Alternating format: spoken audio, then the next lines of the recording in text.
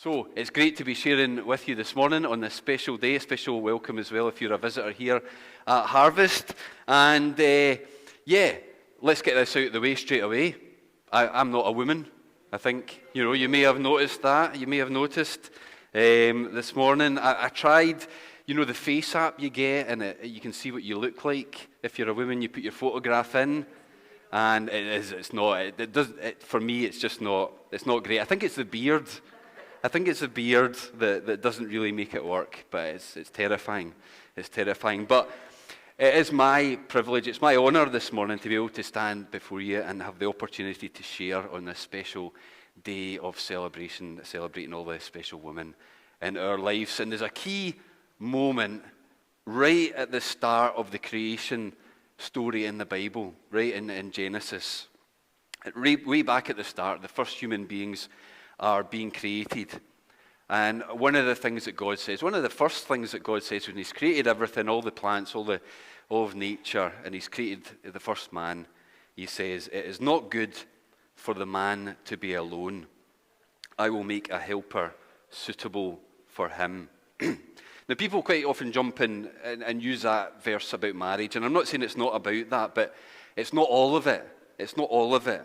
And when we think of the word helper that's been used, one writer says this. It says, the word helper doesn't communicate the idea of inferiority. Rather, it suggests help and assistance beyond the recipient's own ability. And in short, what that really means is that God's plan right from the start, that it was going to be best for the creation, best for all the plans that God had, that men weren't to be left on their own. That's what I take from that. It's not good for man to be alone. I mean, can you imagine it?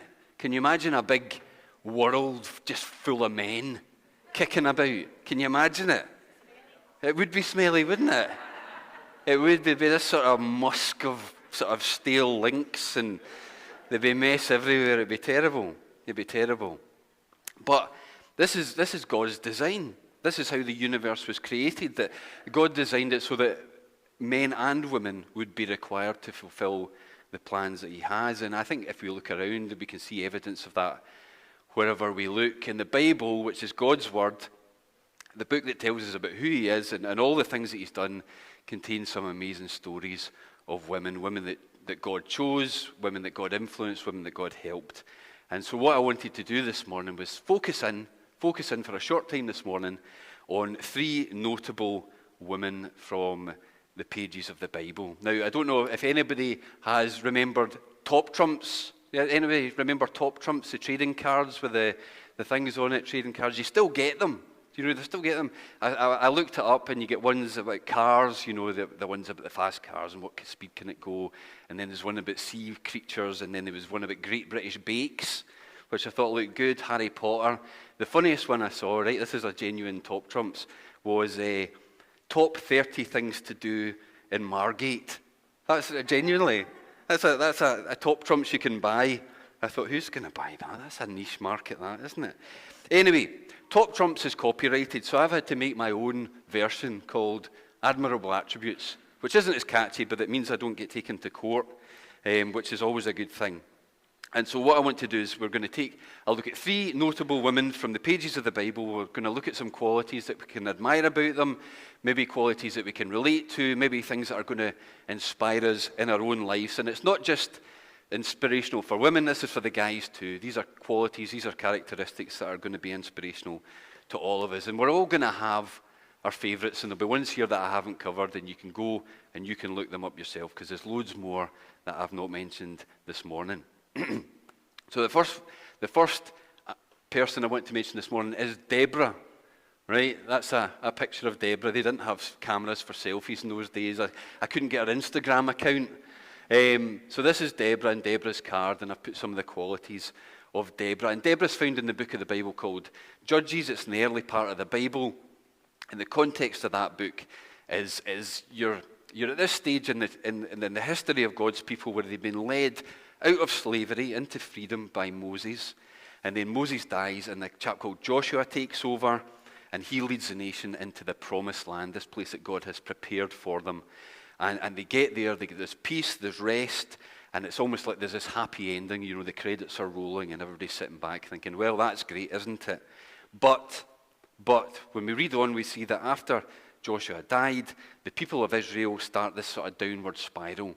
They abandoned God. They decided that the God that had led them out of this slavery that we're in, that they weren't going to follow him. They started to follow the gods of the nations that were round about. And in short, if you read the book of Judges, it's sort of like a reminder, or it sort of gives us the impression that what happens to people, what happens to nations when we start to forget about God, when we choose not to follow his ways, and the results are not good.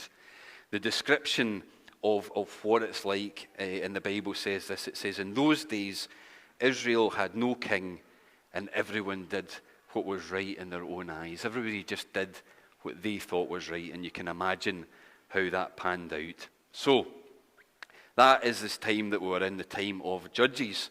And because of this, because the people had sort of turned their back and turned away from God, an enemy sort of king had come in, and he had started oppressing the people again. And look, this took 20 years. 20 years they were oppressed again. It was almost like back to the bad old days. And then they cried to the Lord for help. They cried out to God for help. And this is where Deborah steps in. Now, Deborah was a prophet. That's someone who listens to God, who hears from God. And she was what was called a judge. So these were like rulers who were raised up to sort of take charge of people at the time in this sort of slightly chaotic time. And it says that she held court under a place called Deborah's Palm. And I'm sure it was called that because that's where she was. And it says that the people of Israel went out to her in matters of justice. And what happens is she hears from God, and she sends for the sort of chief military commander, the commander of the army. And this is what she says. She says, it's become clear that God, the God of Israel, commands you, go to Mount Tabor and prepare for battle. Take 10 companies of soldiers from Naphtali and Zebulun. These were the areas round about. And God says, I'll take care of getting Sisera, the leader of the enemy army, down to the river with all his chariots and troops, and I'll make sure that you win the battle. This was a word of God coming to Deborah. And Barak, who's in charge of the army, says this. This is his response. He's the main guy, the guy you want in charge of the army. He says to Deborah, the immortal words, if you go with me, I'll go. But if you don't go with me, I won't go. Basically, he says to her, yeah, I'll go if you go, but I'm not going on my own. That's what he says to Deborah. And so Deborah says, okay, I'll go with you. But with an attitude like that, there's going to be no glory in this for you. God will use a woman's hand to take care of all this. So they go into battle. A great victory is won, and you can read about it. Book of Judges, chapter 4 and chapter 5. It's good drama. Better than EastEnders, Claire. It's really, it's riveting. It's a riveting read. So what are Deborah's characteristics? Well, first thing is that Deborah is a prophet. And a prophet is someone who listens to God. She's this influential person. She's known as someone who hears God's voice, who listens to God's voice, and who shares that with other people. And a prophet is someone who speaks on God's behalf by sort of divine inspiration. And in short, she's listening to God. She's tuned in to what God is doing in her time and in her generation. And because of that, she was respected. And you see that in the fact that people are going out to listen to her. She's the kind of woman that people go and are drawn towards because they know when they go to Deborah that she's got something to say, and not just anything to say, something that has come from God's heart. And that's an amazing quality, isn't it, to have? And maybe you've never heard of listening to God, and what does that mean? Well, we believe that we're spiritual beings, that God speaks to us and that God can communicate to us, and he does that in different ways. He does it through the Bible that he's given us. He does it through prayer. He does it through just talking to other people and through dreams and pictures and all sorts of other ways. And we can see just the value of that, and we understand, many of us, the importance of that in our lives. And in Deborah's case, we see the significance of that and the way that her listening to God was really instrumental in the battle and in the victory that they had. And the next quality Deborah has, now, I put a warrior here and leader. Now, I think we think of Deborah and we think of this battle. We think of this battle that she went into. But I would argue really that Deborah was really a leader because she had the courage, she had the obedience. She was the kind of person who stepped up when nobody else would. And that is part of leadership. We think of leadership as all these sort of big personalities and big characters, but actually leader types are really people who step into situations when something needs done. And leaders in the Bible, when we look through the Bible, the leaders, very simply in the Bible, all sorts of backgrounds, all sorts of personalities, they're really just people who are willing to say yes to God. That's really the essence of leadership, biblical leadership. There's people who are willing to say yes to God and to follow him, to follow what he's asking them to do. And so when God gives Deborah his word, that's actually my phone that's going off, which is hilarious, isn't it? When God gives Deborah his word, she was ready to act on it. She was ready to act on it. She didn't just sit back and do nothing about it. She said, right, I'm going to go and do this. And for her to do that in the society she lived in actually meant stepping out of the sort of societal norms for what was expected of her in her day. But she knew that this was God and she was going to listen to God and she was going to do what needed to be done. She trusted God and that he would do what he said he was going to do. And so he did. And they won this great, amazing victory in battle. And the last quality I've put down for Deborah is a wee bit of a different one. She was actually a songwriter. She was a poet. And I love that, when the battle was won, there's Judges 4, which tells you all the story. And then the next chapter, it's basically a big song that Deborah has written with Barak. And it's sort of, it's just celebrating the amazing victory that God has won on their behalf. And the reason I've flagged that up is I love that. The different qualities people have, we look at each other and we see each other and there's different qualities that we've got, but we're all full of unique talents, we're not just one thing. Deborah's not just a leader or a warrior or a prophet, but she's also got this creative side. God's really given her this creative heart to write these songs and to express things in a creative way, and I love that sort of side to it too. So that's a bit about Deborah. That's the first one. She's willing to listen to God. She's willing to step up. And I think there's a real place today, in this day, in this age that we're in, for people who are needed, people to step up, people who have those characteristics of Deborah, isn't there? We need leaders. We need people who are strong. Martin Luther King says this. He says, our lives begin to end the day we become silent about the things that matter. What a quote that is. And Deborah wasn't someone who was willing to sit back and be silent. She was willing to listen to God. She wasn't just going out there on her own, listening to God and stepping out and saying, I'm going to do something about this. God is in it, and I'm trusting him. And I think we can learn a lot from Deborah this morning, can't we?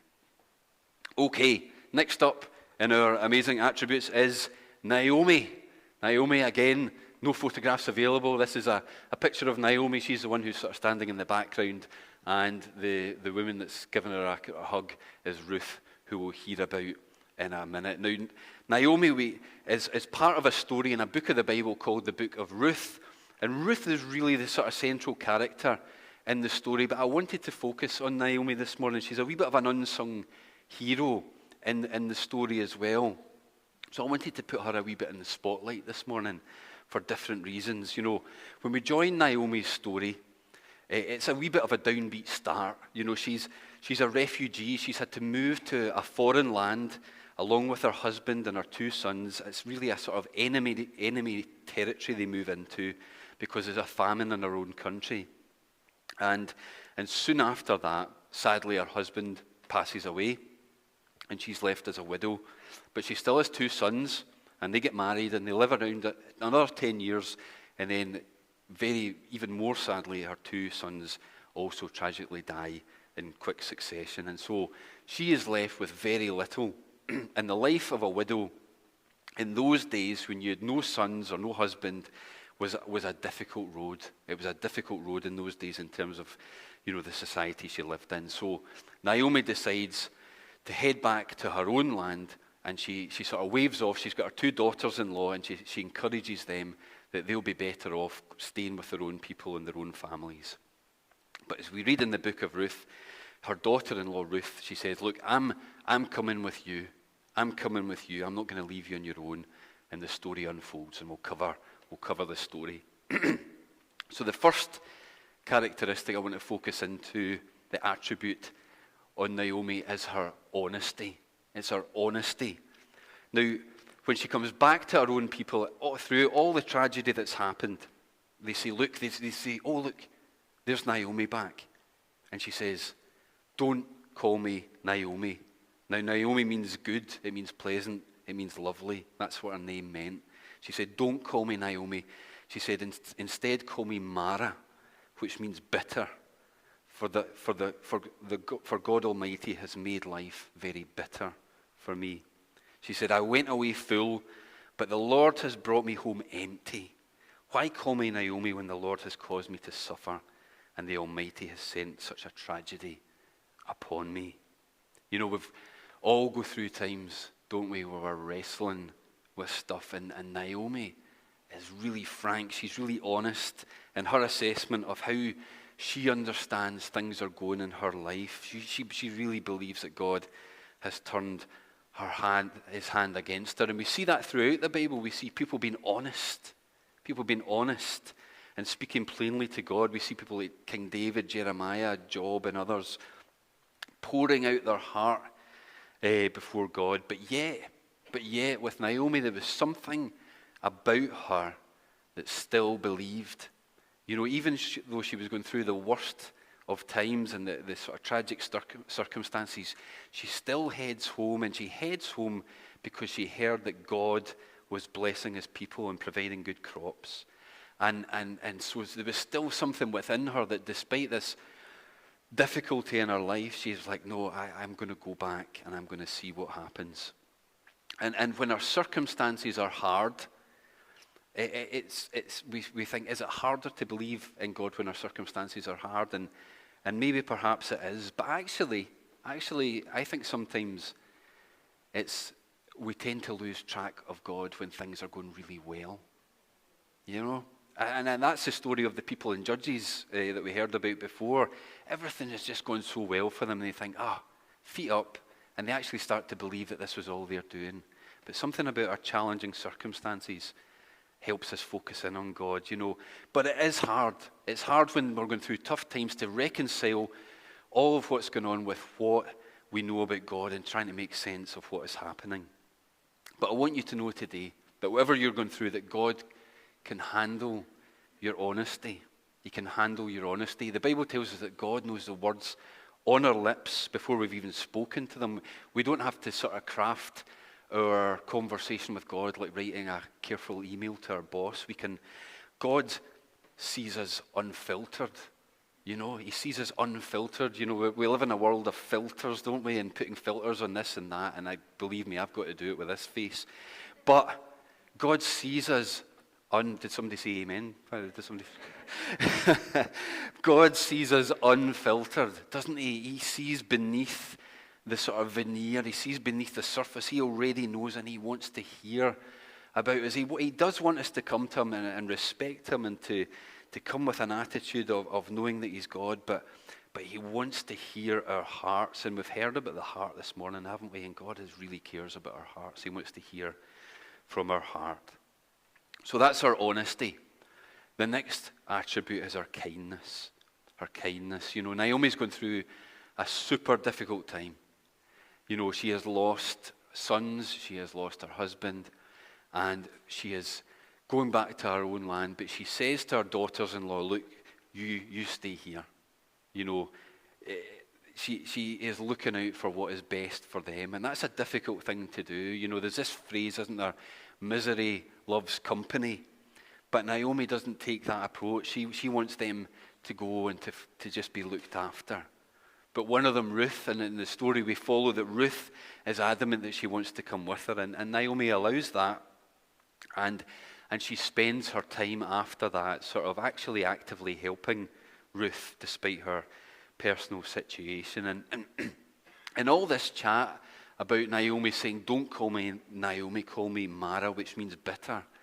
Actually, when you read the story, I don't see a lot of the bitterness that she says. I know that's how she was feeling at the time. But for me, one thing about bitterness is that it's almost that sense that if I can't be happy, then nobody else should be happy. And Naomi doesn't take that approach. She decides that there's room for kindness. There's still room for kindness in her life. And maybe you've had that in your life. Maybe the special woman in your life, there's been people who have come along at the right time and they've put your interests ahead of theirs to look out for you. And these are special people. And I think there's something really powerful in the fact that Ruth wants to go with Naomi. And I don't think that's just a spur-of-the-moment decision. This has been something that she has seen in Naomi's life over the 10 years that they've known each other. Something that has caused her to say, no, I'm going to stick with you. I've seen something in your life, something maybe about her relationship and her faith in God that has said, no, I'm coming with you.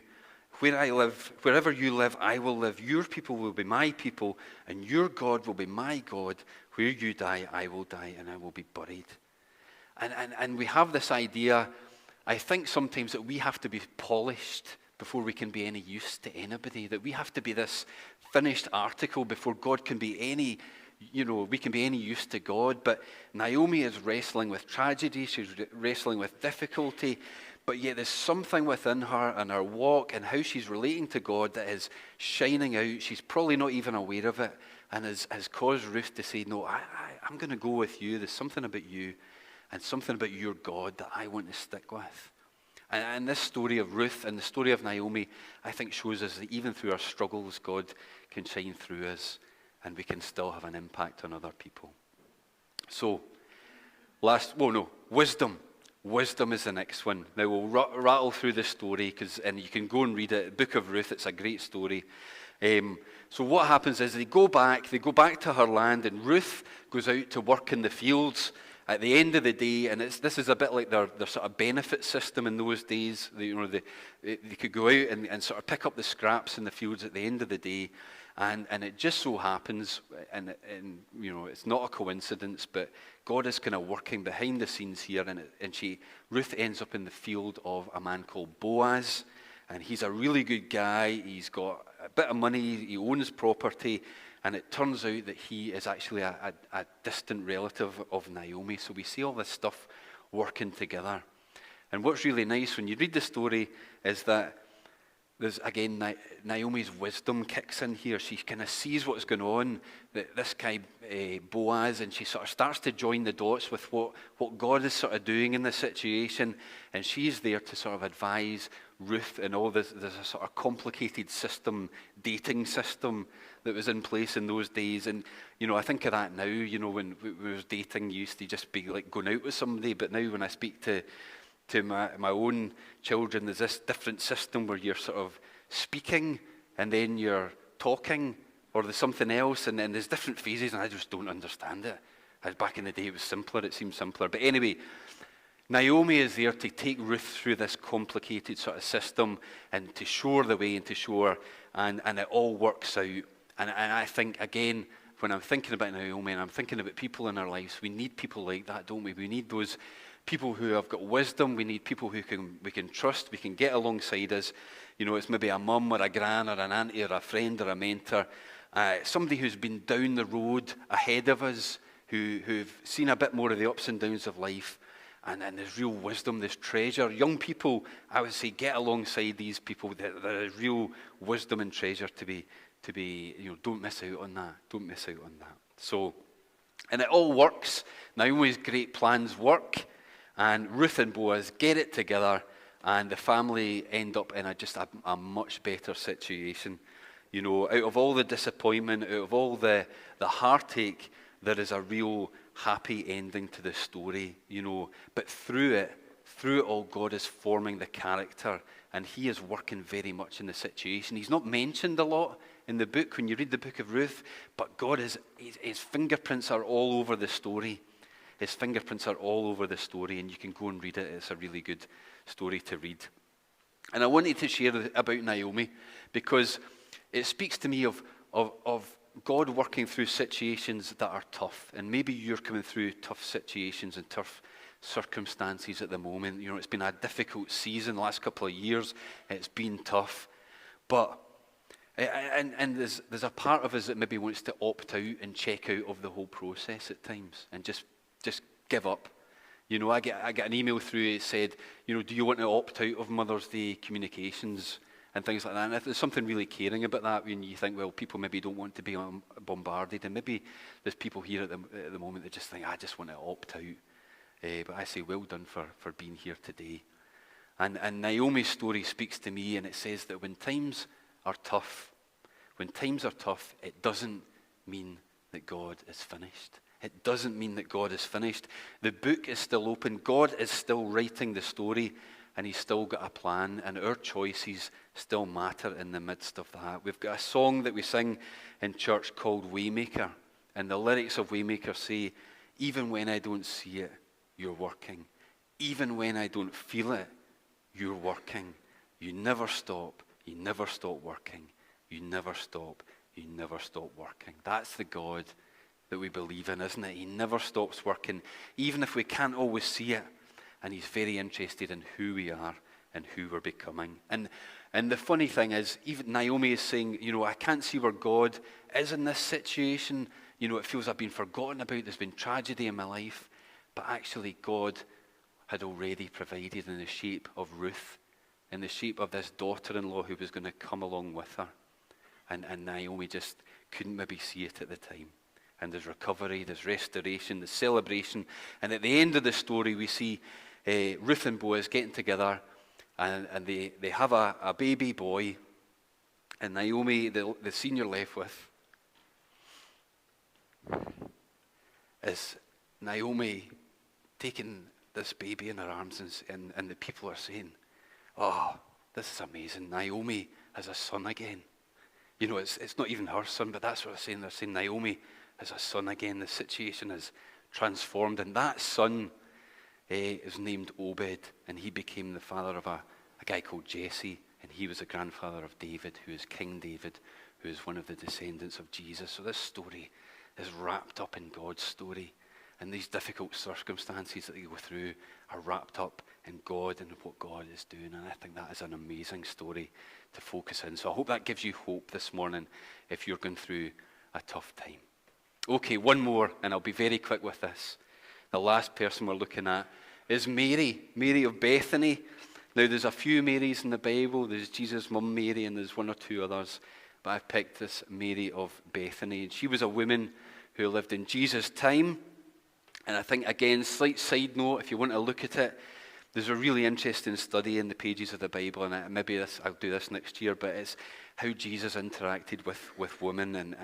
And one writer says that Jesus is the model for how we live and treat one another in the church and in the world. And Jesus' interactions with women, he welcomed them, he respected them, he affirmed them. And there's a lot of great women we can look at in Jesus' story. Women who stuck with Jesus till the end. They were there at the cross, there at the tomb there when he rose again. But we're going to focus in a wee bit on Mary. Mary is the sister of Martha, and she's got a brother called Lazarus, who is a guy who's famous because Jesus raised him from the dead. And so that's one of the stories that Mary is involved in. And her characteristics, well, I'll go through them quite quickly. The first one I wanted to just highlight is her friendship. Mary is a friend of Jesus. The Bible tells us that Jesus loved Martha and her sister, that's Mary, and Lazarus. And it's this idea of that Mary they've got a home, they're hospitable, they're welcoming people, and that Jesus loved to just come into their home and spend time. Now, we know that Jesus is perfect. We know that Jesus is perfect in the sense that wherever he is who he is. He's consistently him all the time. We travel about, or I certainly, and you get into situations and circumstances, maybe people you've known from the past, and you think, oh, we're trying to wrestle to be a consistent, the true self that God's made us to be. And Jesus was that all the time, always consistent. But I love that idea that he's going into this home and this family, and he's able to just relax there. It's a space they've created where Jesus could just be at home, part of their day-to-day life, part of their day-to-day living. And they share the ups and downs of life, like the death of their brother and Jesus raising them to life again. And they just go through that together. Jesus is interwoven in their family. And I love that sense that Jesus wants to be a part of our life. He wants to be intertwined in our day-to-day life. He doesn't want to just be kept at the door. He doesn't just want to be Sunday morning here, and then we all go out the door. He wants to be involved day to day in our life. And that's Mary had that friendship with Jesus and that closeness with him. She's also devoted. She's also devoted to Jesus. It's that famous story, many of us will know it, where, Jesus comes to their house, and Mary and Martha are there, and Mary is sitting at Jesus' feet, and Martha's getting everything ready. She's busy in the background getting everything done, and she gets a bit miffed about this, and she comes to Jesus and says, "Lord, don't you care that my sister has left me to do all the work by myself? Tell her to help me." "Martha, Martha," the Lord answered, "you are worried and upset about many things, but few things are needed, or indeed only one. Mary has chosen what is better, and it will not be taken away from her." And I love that fact that Jesus is highlighting just the fact that Mary is doing what is truly important in that situation. Jesus is there, and she's listening to him. She's hearing what he's got to say. She's made space to be with him. She's got her priorities in order, hasn't she? And she's listening to Jesus' every word, because she knows that the words of Jesus bring life. There's a lot of noises. There's a lot of stuff around us these days, isn't there? There's a lot of distraction everywhere we turn. There's not always many places we can go and get peace. But Mary has that attitude that if I can just go and sit with Jesus for a time, that is going to be good for me. His words are going to bring me life. And I think that is a real tonic for our souls, our hearts today, if we can steal ourselves away. What a gift that would be to give somebody today, wouldn't it? But to give them some space to go and get some time to sit with Jesus and to hear from him and get some rest. Maybe that's something we can do for somebody in our lives today. Just give them that bit of space to go and do that. And Mary as well was generous. There's another story that you can read about in the Bible where she pours out, it's like a jar of expensive oil, and she pours it out on Jesus in an act of love and an act of gratitude. And they reckon that the jar is the best part of a year's wages that she's pouring out on his feet and wiping them with her hair. And she comes in, she gets criticised for that. She gets criticised for this act of extravagant love for Jesus. But I think it's interesting that she didn't mind what people thought. She didn't mind what people thought. She was only focused on what Jesus thought. Her only thought in her heart was, what do I need to do for Jesus? And people talk, there's a book that talks about the audience of one. She was doing things for that audience of one. She was doing it for Jesus. That's all she cared about. And I love that generous heart. And lastly, her insight. She's got this amazing insight, I think. The quality for me that I like the most is that she recognizes who Jesus is.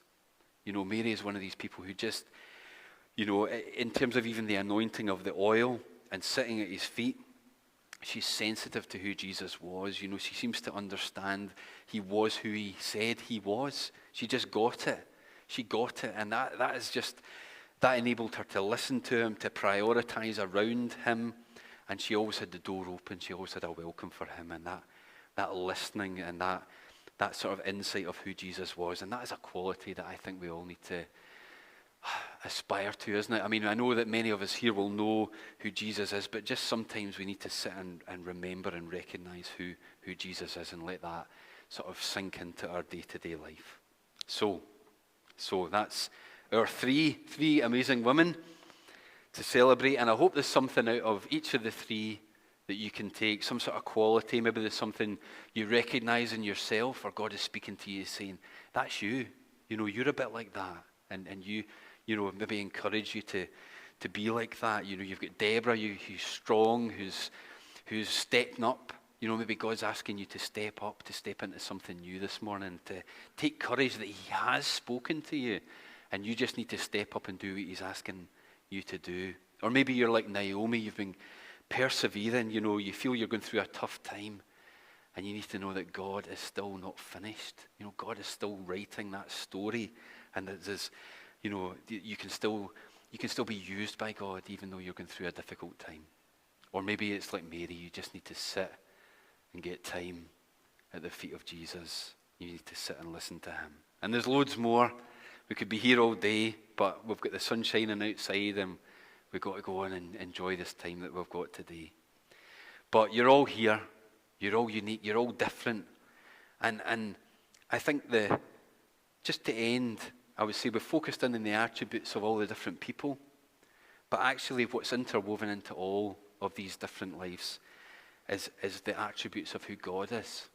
Isn't it? You know, we've seen the three women and we've seen the stories, but actually God's attributes are right throughout each of the story. You know, he's in the background in Naomi. You know, Ruth just happens to be in the field with Boaz and all this stuff, and God is weaving stuff, isn't he? Or Deborah, where he speaks for the nation are in trouble, and God speaks because he cares about what is happening to that nation, and God cares about our nation as well. Or just in his friendship with Mary. And that's the God, this is the same God that we believe in. This is the same God who wants to be a part of our lives. He equally wants to be intertwined in each of our lives today. You know, the church is full of people who have got good stories like that. There's people in the Bible we can read about, but we've also got our own stories of who God has spoken to us, hasn't he? And that same God. If you've come this morning and you know this is new to you, then I just want to tell you that this God is real and he wants to be involved in your life today. You know, that's something that, and as a church, our heart is to want to help you on that spiritual journey. So we would love to journey. If you wanted to journey with us, we would love to help you and to find out the story that God has got for you, the one he's planned for you.